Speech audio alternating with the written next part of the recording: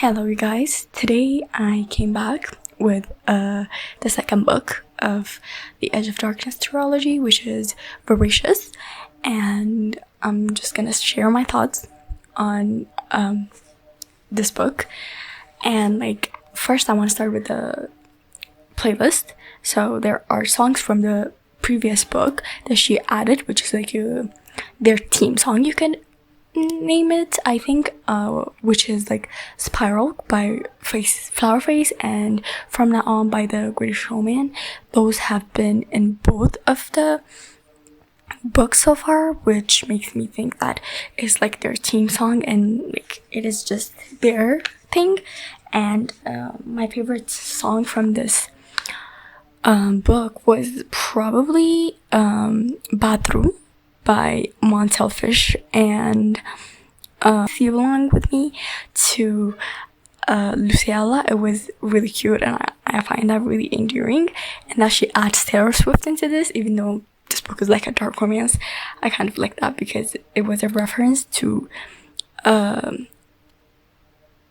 Bass and Lou, and I find that really cute. And also I love the song Can't Help Falling in Love, and it was the dark version by Tommy Prophets, and I love those songs from the playlist so far. And other than that, when we come to the character arcs, I find Tobias really funny in this book, especially in the last parts of the book, where she went out of the country because she needs to leave, and Barry got her a fake passport and stuff like that, and she went out of the country and she visited Tobias. He was really funny. I cannot with him. He is so funny, and the way he hugs Stacy and then kisses her temples or the top of her head and tells her to fuck off was so funny to me. And I love their bond because I feel she even says it, that he is the father she never had, and that was the cutest thing I've ever heard in my life, because it is true. She needed someone to stand with her when she was going through all that thing, and her father was obviously not there, but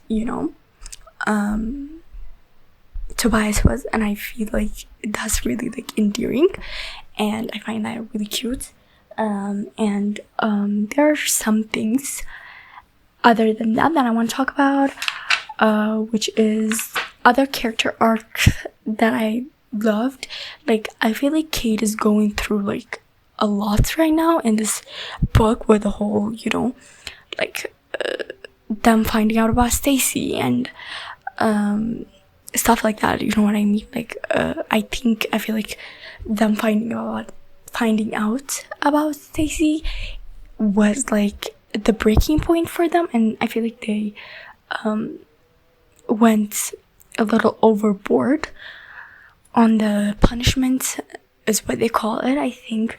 But it was really bad, and I feel he was going through a lot compared to the first book, and Bass also was going through a lot, since Bernadette took them, and she was also torturing him in the same way that she was doing with Cade, and the assault, and the fact that he needs to kill people and at the same time be sexually essayed, and all of that. I feel it was new to him, and he's not as accustomed to it as I don't think he adapted to it as Kate did, and it was a new thing for him, and I feel that really messed him up. I'm not saying that Kate is not traumatized or anything. I'm just saying that Kate is kind of used to it, since it's been going on for 3 years. Over 3 years. It's been going on for 4 years, I think, now. And I feel Cade knows how to handle himself in the situations. But when it comes to Bass, it's new to him, and he's never experienced this. So I feel it's a very heavy burden on him. And when we come to Stacy, it's just she's going through stuff too, but I feel like she have some space to think and to breathe from like away from Chris and the whole situation with Cade and stuff like that. And I know she misses him, and like I hope for them to be together in a more healthy way, where they have dealt with their trauma, where they have gotten therapy and you know, fixed it. Like you don't forget about it, but at least you have to cope with it, you know what I mean, with this type of things in life, with this type of traumas in life. And I feel like I wish they would, in the next book, that they deal with that and they end up together, because I want to see that.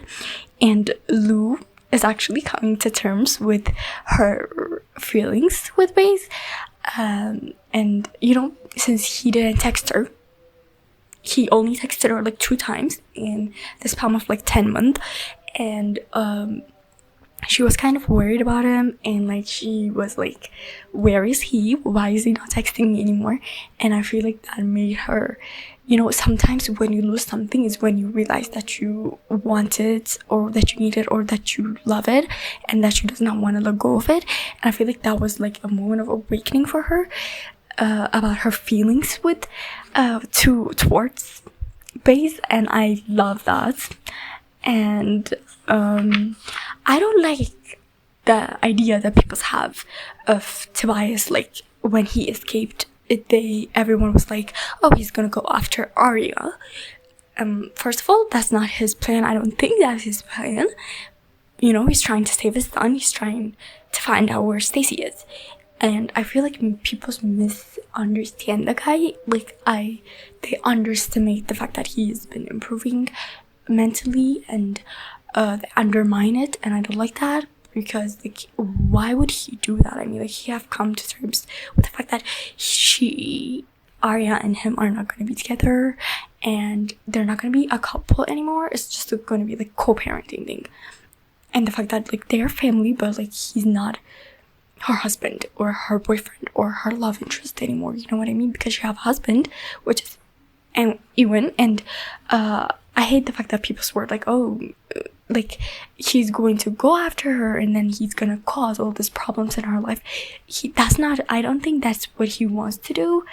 And I feel like people misunderstand the guy, which I don't like, by the way, because it's kind of creepy that people think it is okay to misjudge this guy and be like, oh, he's like this though, because he's not, first of all, and he doesn't intend to do that, but people like take things out of context, I guess, because they don't know the whole thing. But even Stacy said that, and I was like, he's not gonna do that. Why would he do that? Because like he understood that she moved on from him. I think that like he understood that it's not gonna happen with her because she have a husband, and I mean, like, there might be a romantic feeling in there, and I don't think like they're out of each other's system. And there was like a weird conversation with Stacy where they were like, are you sleeping with her? And he was like, no. I mean, like, I don't know, like, I'm not supposed to talk to you about this, you know what I mean? It's none of your business, kind of thing. But I don't know, I'm actually really excited to buy this book and know more about him, and like find out more about him. And the person that I am loathing right now is just Bernadette and her husband. And I low-key like not only low-key, but like I don't like Cassie too, because she's their daughter. I mean, like, what did you expect? And like the last 3 chapters traumatized me for life, honestly speaking. It was a really hard part of the book to read, because, you know, coming from like the first book to the second book is like a transition, you know what I mean? And the cliffhanger, when she repeatedly called to Chris, because she decided in that moment that he was the lesser evil. And I feel like that shows how desperate Stacy was to get out of that situation, because I would do that too. Honestly speaking, like, I feel like Chris would be a better evil than Bernadette and her husband, you know? I don't want to blame her for, like, going to that decision. And, like, another thing that I want to talk about is moments I cannot stop thinking about. As always, the flashback do it for me, because the flashbacks are the best moment of that. This series, I feel like it shows that they are human and they're not losing it, and they're not actually like robots just going in command, you know, like they actually feel something for each other. And remembering that, and like he says, Kate says it in the book, that you know, thinking about her kind of like keeps him sane and like makes him not lose his mind, even though he's like on the brink of it. Like every time he is with those people who are assaulting him, he just thinks of her, and like it brings him some kind of peace. And I love that, because you don't get that always, you know what I mean? And I don't like the way he treated her when she was trying to explain to him what happened with the whole cheating thing, and she was trying to explain to him that she didn't cheat on him, and she was trying to tell him what Chris did to her. And like one moment that I love the most is when they were on vacation and they were drinking, and he told her that he loved her. And when they find out that she was pregnant, and the way he just calmly, he was so calm about it. He was like, go to bed, I will go get the testes, and like we're gonna decide what we want to do. He was like, just calm down. He was like, and I love that, because she was freaking out, and he was like so calm about it. He was like, you know what, we can handle this. He was like, and like the way he was so happy when he found out that she was pregnant, and like he bought this little dress, and like how he kept that box of like things that hit, you know, the clothes and everything else like that, the ultrasound. And I was just like, this is it brings tears to my eyes, you know what I mean? They almost had it all, and it was just snatched out of their hand, and in a minute, and in this span of like 2 days, everything was messed up. Bernadette came into the story, and like Chris ruined everything. And I hate Chris for doing that. I hate him for ruining her life. And the fact that he did that to her 9 times, he actually raped her 9 times, and she didn't even know it. And he drugged her, you know what I mean? And I was like, oh my god, this is just so disturbing. Like, I cannot believe he actually let multiple people go at her, you know what I mean?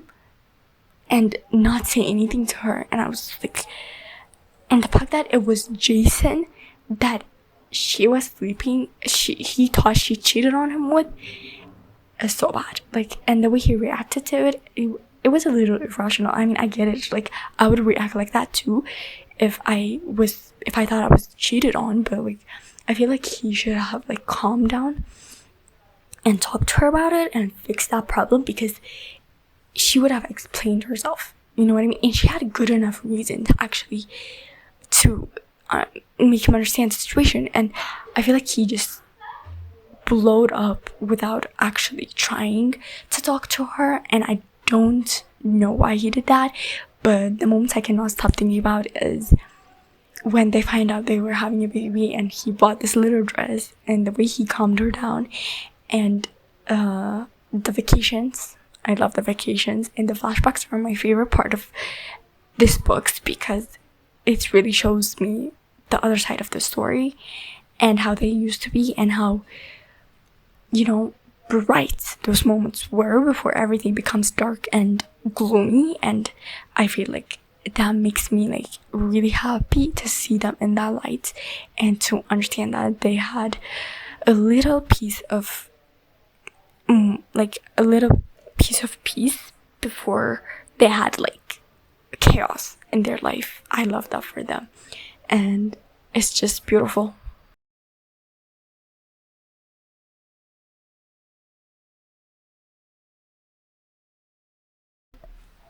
And another favorite moment is when Chris was gonna sell her to his friends again, and he put the blade on her hand and he was like, yeah, go. And she was like, she lost it when they were trying to touch her and they were trying to rape her, and she just like killed them. And I was like, oh my god, like she was going for it. And at the last part where Chris was trying to kidnap her and she like punched him multiple times, and I was like, oh my god, like she is becoming that badass self that she is. And I love that for her, because like she shouldn't let anyone abuse her or try to get in her way, honestly speaking. And I was like, she is being fierce. She's having that fierce side of her come out, and I loved those parts of the book. It was amazing. And in the first chapter, I think there was this moment where like Base texted Kate accidentally. It was a text for Lou, but he texted him, and he was like, he was telling her not to cry and not to worry, and like he's there for her and stuff like that. And you know what I mean, if it makes you feel better. He was like, he said, oh, please don't cry, don't be worried, princess. I get why you're scared, but you didn't need to be. If you need to chat until you feel better, then you know I'm always a phone call away. You're going to fucking smash it over there, and anyone who gets to be by your side is lucky. Safe flight, and let me know when you land, XX. And I was like, cute. This is so cute, because they have been texting a lot to each other, and I feel like they have a relationship or something. I don't know, there's something there that they don't want to talk about. You know what, she's not letting him talk about it, but I feel like there's so much more there. And in that same chapter, how Kate kissed her forehead, he was sleeping with Stacy, and he kissed her forehead, and he went out to get the dogs. He gets her a dog. You know what I mean? Because she was like, I want big. If you remember in the last book, she said, I want big dogs, like Doberman or something. She was like, and he was like, okay, I'm gonna get you two. First of all, he was like, and I love that. And he lets her name the dogs, both of the dogs. And at first he was like, I'm gonna let her name one, but you know, he let her name two. And then there was this moment where they were on vacation, I think, and they went to get a tattoo. And in the tattoo, there's the design. It's the design he worked on for them, and like it is their initials intertwined, and it is like distorted. It says our initials intertwined and distorted to make them unrecognizable. With the word so small and vine-like, not even Stacy knows that they say, I choose who I love and I choose you. That is what he says in his point of view. And I was like, this man fell in love with her. You know what I mean? He was infatuated. Not only infatuated, like he was in love with her in a way that I have never seen someone as young as them fall in love. And I was like, this is so beautiful. And it's just, I love the way he talks about her in his inner monologue, and how he's just like, he was like, and especially when like she killed those people, he was like, that is my girl. He was like, you know what I mean? And I was like, oh my god, I love this. And you know, in that part of the book where she was just sitting with Chris in the club, and Kate was there, she made them play Spiral Call by Flowerface, the song that I said that it was their theme song.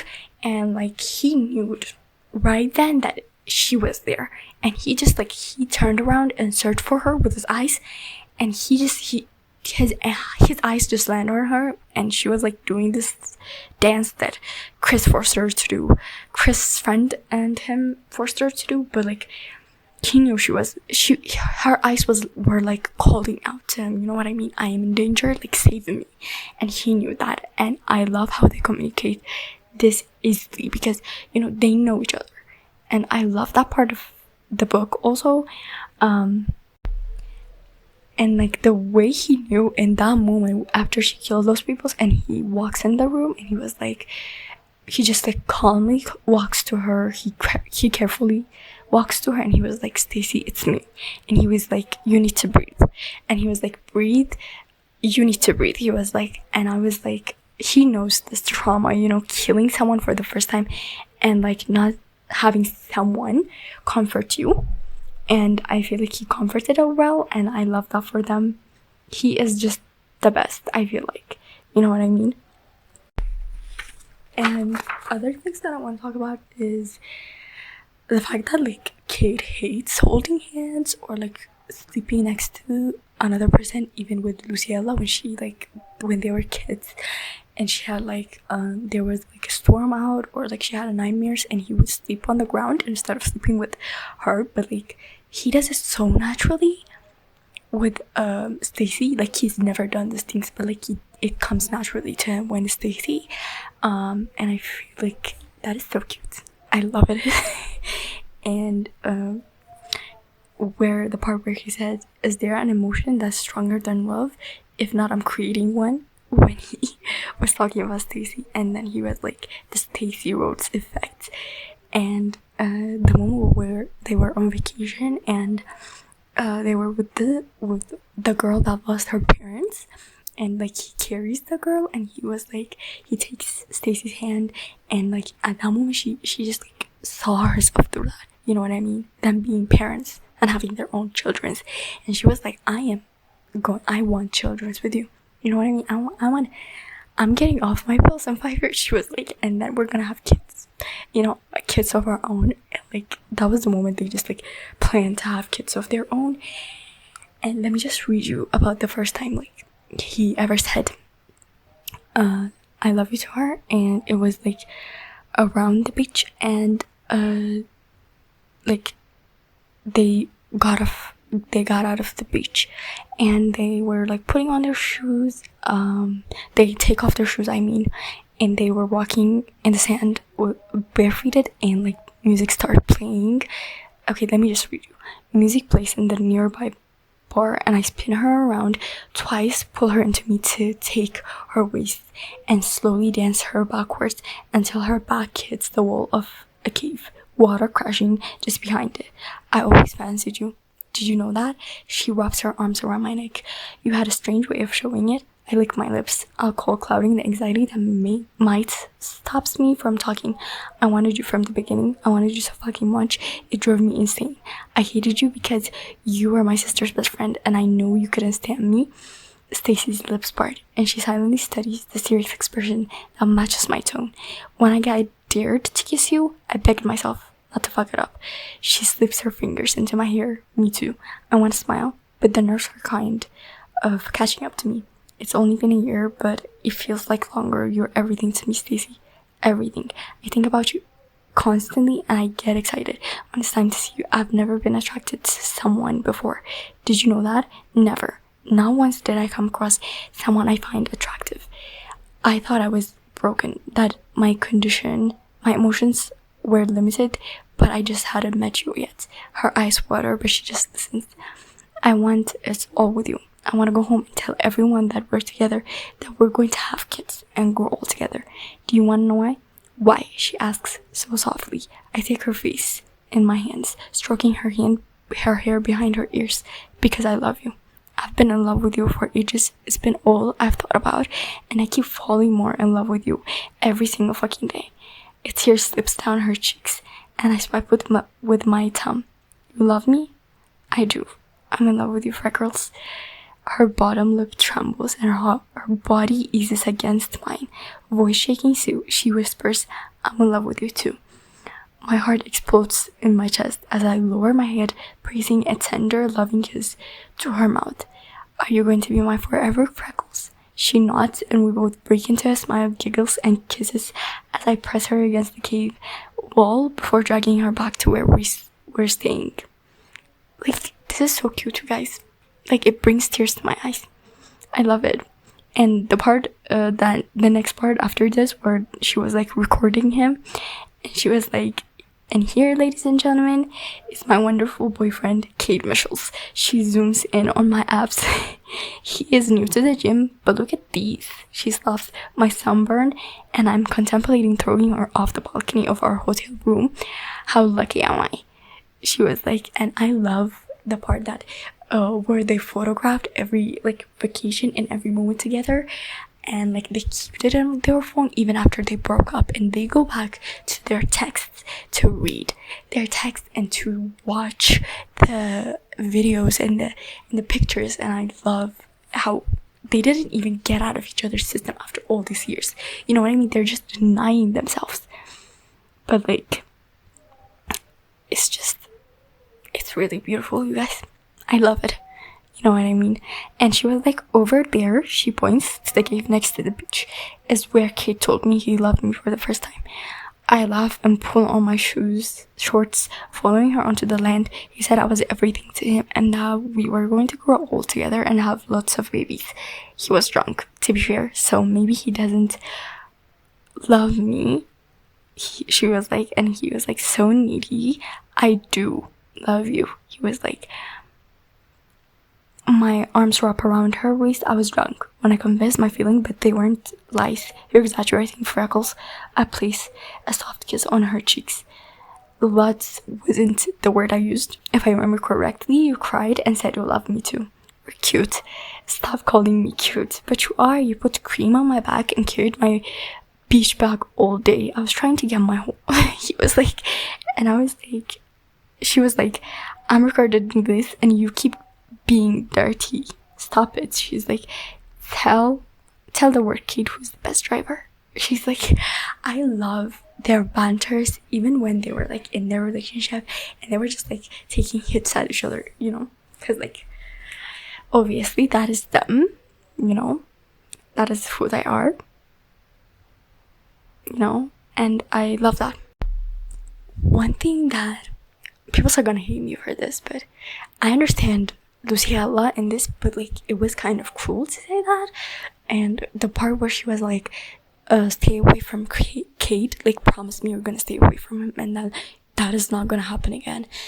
When she told her about, like, when she told everyone about Kate and the things she went through, like Chris and everything else like that, she was explaining to everyone after like Barry took her to Kate's house.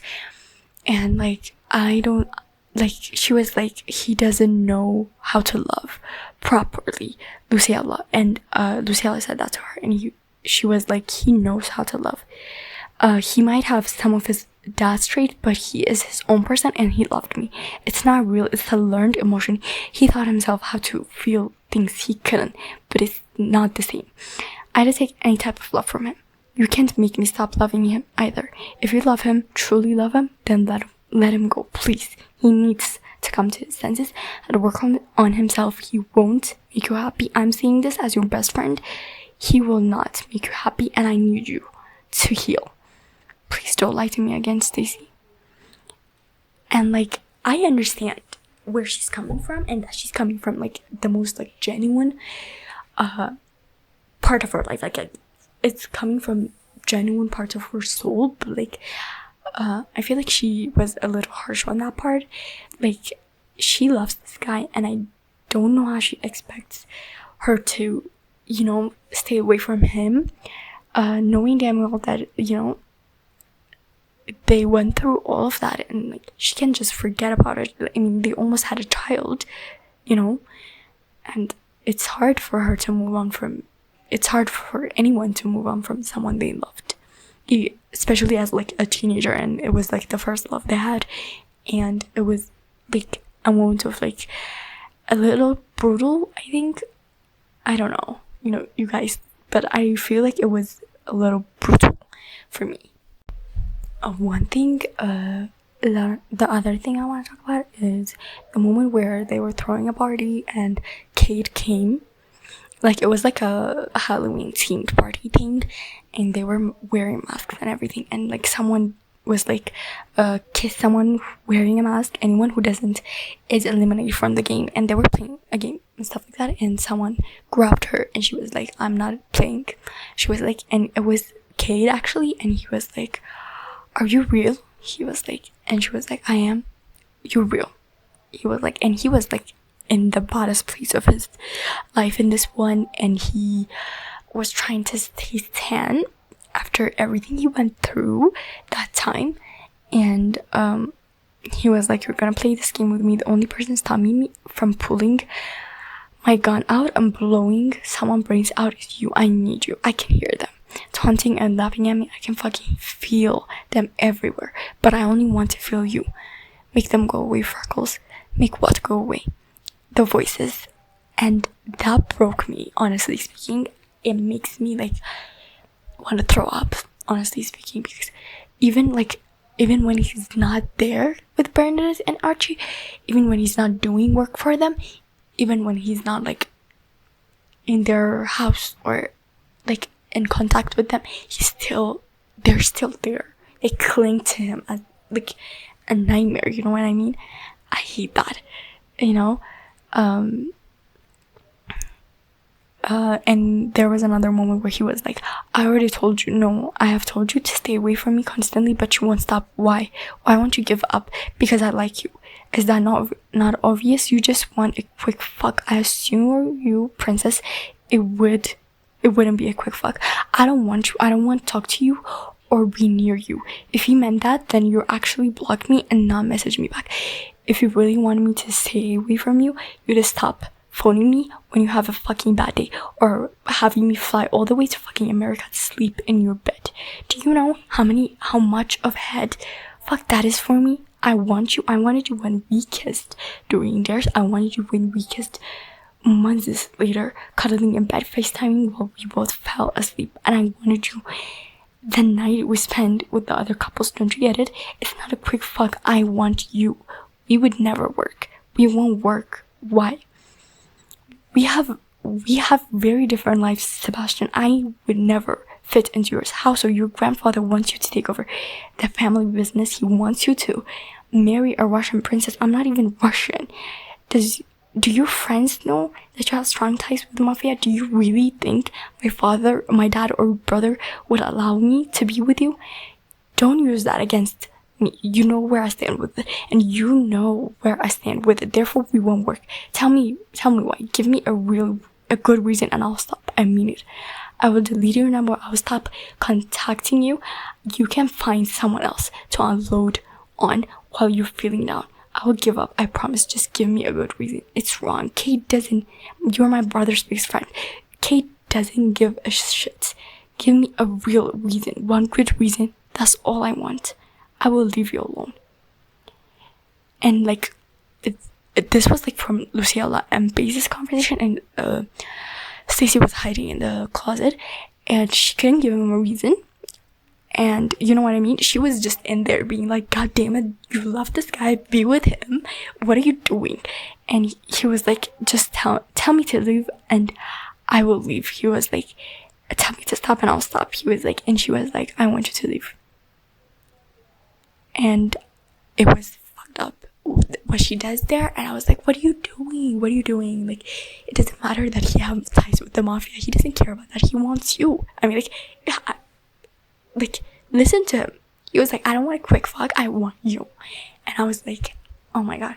He loves this woman, first of all. Why are you not going with him and being with him, girl? I'm so confused. I was so confused in that part of life. Honestly speaking, I was like, what are you doing, Luciella? What are you doing? There was this funny moment, like, there was this spicy scene after the party, like during the party actually, but you know, I'm gonna tell you about it in a minute, so let's not get into that. But like, he wanted to talk to Base about like Bernadette and everything else like that, and he was like, you haven't decided to take up my offer of a blowjob, have you? I kind of fancy your sister. Shut the fuck up. No. Do you want me to leave her alone? Only if she tells you to. Then I need to confess something, and if you hit me, I promise not to hit you back. I had a threesome with Ella. You what? I didn't touch her. I promise. It was one of the times where I flew over to her dorm when she was sick. She got better and wants to go out. And yeah, her rules was that I couldn't touch her, only the other guy. We're done with the subject. Don't tell me anything else. I promise I only fucked the guy while he was fucking her. Base, stop. Right. What did you want to talk to me about? Your family, the Russian side of your family? Yeah. I need them to kill someone for me. He was like, he laughed. Base laughed, and he was like, you're kidding, right? And he was like, I am not joking right now. Like, I'm for real. And like, that would make me laugh so much, because like, why are you telling him this about your, that's his twin sister, bro. Stop revealing that type of thing about his twin sister. He does not want to see her in that light. So after that, he went back to his room, Kate, and then he was like, Stacy was awake, and then she was trying to explain to him and tell him about what happened, but like, he was like, I don't want to talk about this. I don't give a shit what you have to say. He kind of said that, and he like left, but inside he was like, I love this girl, and like, I don't want to break her heart, but like, I never want to say those words to Stacy. She never been interested in anyone. I want to tell her that I have already broken rule 5. Rule 5, which is never forgive Stacy. Wrote that she has every fractured shard of my heart, if only she knows how to fix it back together. But I'm an asshole, and I broke her heart instead.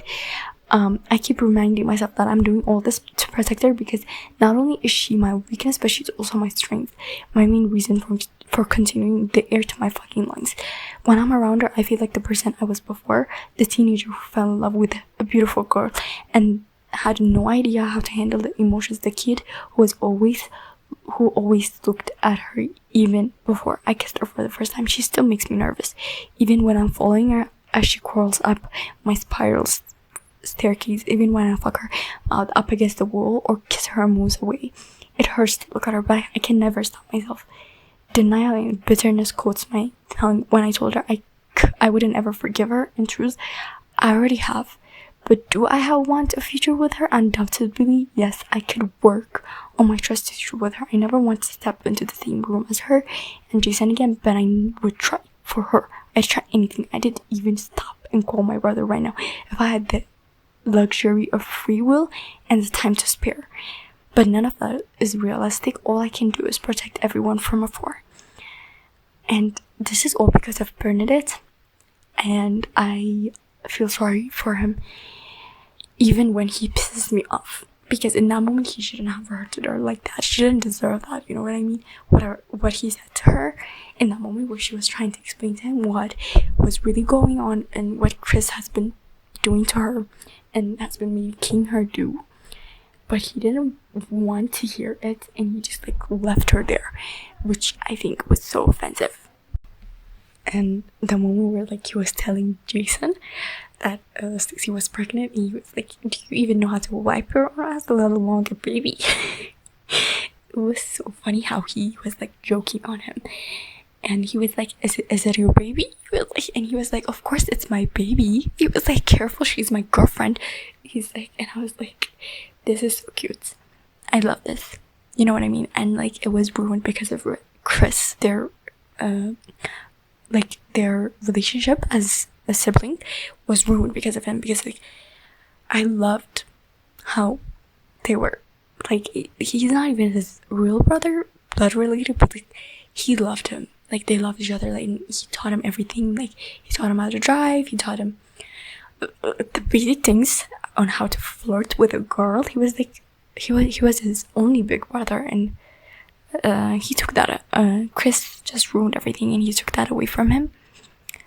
I hate that. And the part where Kate was like talking to their daughter. Do you think she can hear me? Let me just read you off of it. Do you think she can hear me? She might want to listen to something a little more, something than your singing voice, poor girl. You love my singing. Regardless, hi. I'm going to be your daddy. Do you know how lucky you are? I'm pretty messed up in that but I'll go for more therapy before you arrive. I promise. And I'm going to spoil the life out of you, and then we're ganging up on mommy with Nerf guns. That's kind of cute. I have 2 dads. Mommy has 1, so you get to have 3 grandfathers. One is a little loopy, but we'll bear with him. Hey, that's not very nice. I want to be enough for you, my little princess. I will never get drunk around you. I'll stay off the cigarette. I will even stop smoking joints when I get here. I'm going to make sure I'm the best version of myself so I can be a great daddy, a good daddy for you. We live in a huge house, but I will build us our own, okay? You'll have a tree house with a swing, and I'll teach you how to drive. Please be better than mommy. She's terrible. I have got so much better. Admit it, I'm a better driver than you. You're better than base, and that's what I'm giving you. Now, if you don't mind, I'm trying to speak to my daughter, to our daughter. He's like, and she was like, fine. And no swearing. I'm going to listen in, though, and no swearing words. No swear words. She's like, and he was like, fine. Where was I? Right, you're going to have the best family. I have a big brother called Jason, and his girlfriend will probably try to steal you every weekend. But I won't let her. She can be a little scary. Oh, and I'm a twin, so I'm kind of glad you're a 1-person army. You're a 1-man army, cause fuck, having 2 of you running around. Kate, my twin sister is Luciella, and mommy will probably get you to call her Aunt Lou. And there's Taylor, who's absolutely no relation to you, but you'll probably call her aunt as well. Please don't. I'm not fucking calling my daughter Vixen. And Georgina, really? She's not 90. Both are better than your suggestions. What's wrong with Angelica? It makes me think of the girl in Rugrats, I suppose. What about Daisy? You're trying to fucking annoy me now. Freckles, that's a dog's name. He was like, and I love the way they were like choosing names, and they were like bantering with each other while doing it. It was so nice. And they were having sex in this one scene, and he was like, do you want to get on top? He was like, I said, I don't want to hurt you and our girl. He was like, oh. He takes care of her so much. While she was pregnant, really like takes care of her, and he was like, did you eat? How are you feeling today? And you know, he's like, are you drinking enough water? Stuff like that. He used to call her and ask her all those questions. And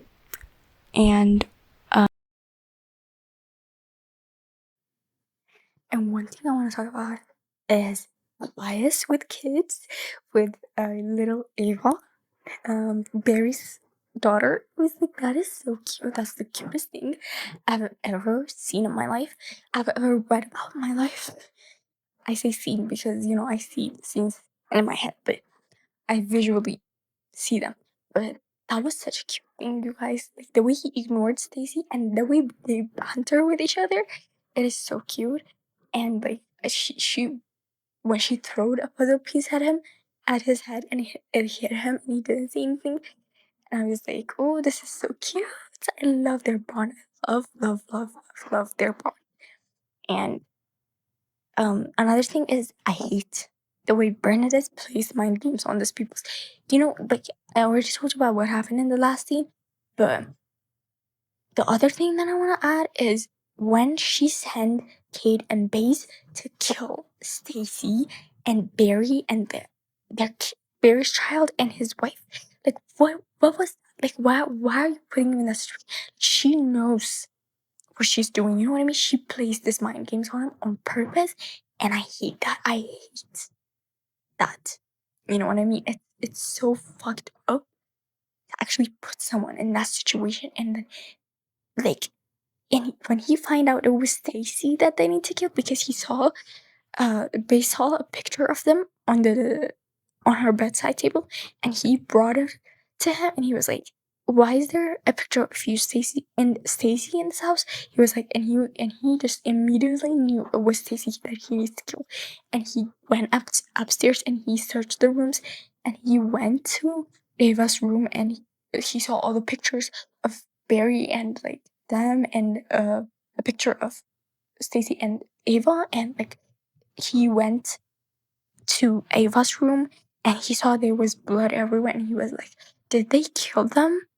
And I was like, they're not dead, but like, I felt his pain, you know what I mean? Because he trusted, like he Barry trusted him with his life as much as like Kate trusted Barry with his life, and I feel like he felt like he got him killed, and like that was like the worst part of everything for me. Like, I hate the mind games she played on him and Baze in this season, in this book, because of, it was so hard reading like half the last half of the book. It was really hard reading it because I was going through it, you guys. Like, you have to be like really strong to get through this type of things, you know? Like, this is what we mean when it's not about like dark romance. It's not about only the sex is dark. It's about like the things the people go through. You know what I mean? The trauma they bring with them and everything else like that. That is what we mean when we say like dark romance. It's not only about the sex or the characters like killing people or something else like that. You know what I mean? It's just people don't understand that sometimes, and I feel like they just walk into it and they don't like it, and they try to be like, how do people read this? And I'm like, because people's trauma bond with these characters, and they feel some hope for themselves, and they see themselves in these characters, and when they get out of it and they heal from it and they start living their life, it gives them hope. But people still don't understand that. You know what I mean? And I feel like a lot of people misunderstand that topic. I didn't really mean to get into that, but you know, I'm blabbering on. Anyways, that's it. There was this part where there was the moment like he finds out about what really happened to her when they lost the child, and after they lost the child, and the moment he thought that she was cheating on him with, Bernadette made him watch the whole part of like the video. You know what I mean? Like people's like multiple people's raping her, and Chris also, and like the fact that she wasn't compliant with doing that with Jason, and also that he was not compliant, and they were both drugged up and everything else like that. And I was like, oh my god, why are you making him see this? I was like, because that is just sick, you know what I mean? I don't know why she does that. And then he escaped, and he recorded a voice message. Let me read you it. Hey Freckles, I'm so sorry. I'm so fucking sorry for not knowing what you went through or giving you a chance to explain what happened. I should have heard you out. I should have stayed, but you need to listen. They know who you are and what we were. They're gonna come for you. Please, please, baby. You need to run. Run, and don't you dare turn back. Get away from all of them. You hear me? Please, hide, please. I never stop loving you. I will always love you, Freckles. Go live your life and be free. Meet someone who can treat you right. Forget me. Please, forgive me. Be safe and happy. I love you. He just says that, and then they come and get him, and like his car crashes and everything just goes to hell in that moment. Like everything goes to hell. Like the car crashes and he was in a coma, and then they kidnapped Baze and they brought him here, and they make them do things with each other, which is sick because these people know each other, these people are friends. And like, actually it's better. I think Kate thinks it's better that way, and I feel like it's better that way because I don't want them like, imagine like if it was Bernadette doing it. I hated that thought. There was this moment where like Chris has like a camera he hacked into the CCTV of like Bernadette's house, and he makes Stacy watch them do things to each other, like Baze and Kate through the camera. And I hate that. Like, what? Like, these people are sick. When I tell you these people are sick, they're like out of this world sick. Like, Diddy case sick. You know what I mean? Disgusting peoples. I hate them. I hate all of them, honestly speaking. It's disgusting. And there was this one moment where like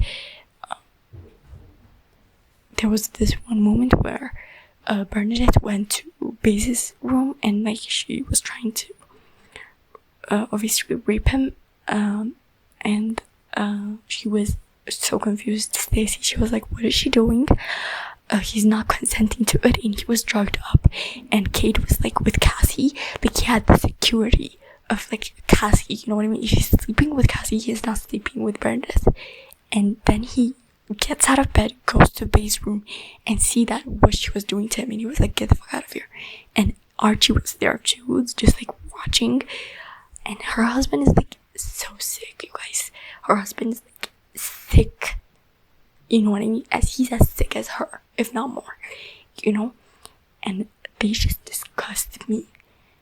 They disgust me in a way that I have never been disgusted by anyone. It's like, you know how uncomfortable it makes you, like listening to like the Diddy case or the Epstein files? That is how I feel every time this woman is mentioned in this book, you know? And like she told Chris to bring the USB, and Chris is like stupid. Why would he send her? You know what I mean? He should be keeping her safe. What the fuck's wrong with him? And he sent her to give the USB to Bernadette, and they were having an auction, and they auctioned, and she called Luciella from Baze's phone. She texted her to come to this party, and she comes, Luciella, and they met, and she saw her, Stacey saw her, and she was like, what are you doing here? And she was like, well, Baze texted me, and I was like, that is not Baze.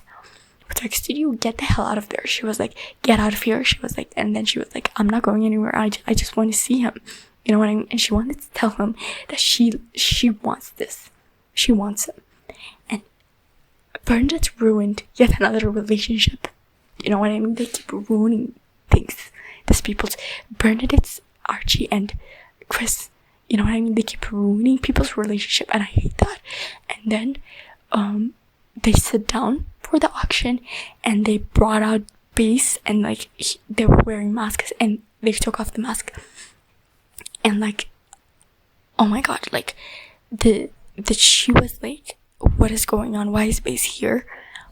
And people were like bidding on him, and it was just like crazy. And then Kate comes out, and she was like, please help him. Like she was talking to the people sitting next to them, and she was like, please help him, he's my brother, I will give you double of what you bid on him. She was like, and nobody was cooperating with her. And you know what I mean? And then they take off this mask he was wearing, and you know, he has a scar now, a new scar from the car crash, or I think they put a knife, like she made him hurt himself. It was him or like Baze, and he chose himself. You know what I mean? This man is constantly sacrificing himself for people he loves, and like he chose himself, and he hurted himself. He slashed his face, and like he had that scar, and she didn't know that. And when they took off the mask, like she saw the scar, and she was like, oh my god. And then they bid on him too, and then they took him, and she made them sit, Baze and Kate, right in front, and she called Lou and Stacy on the stage, and she made them watch them be bidded on and sold. Like, what do you call this if not sick?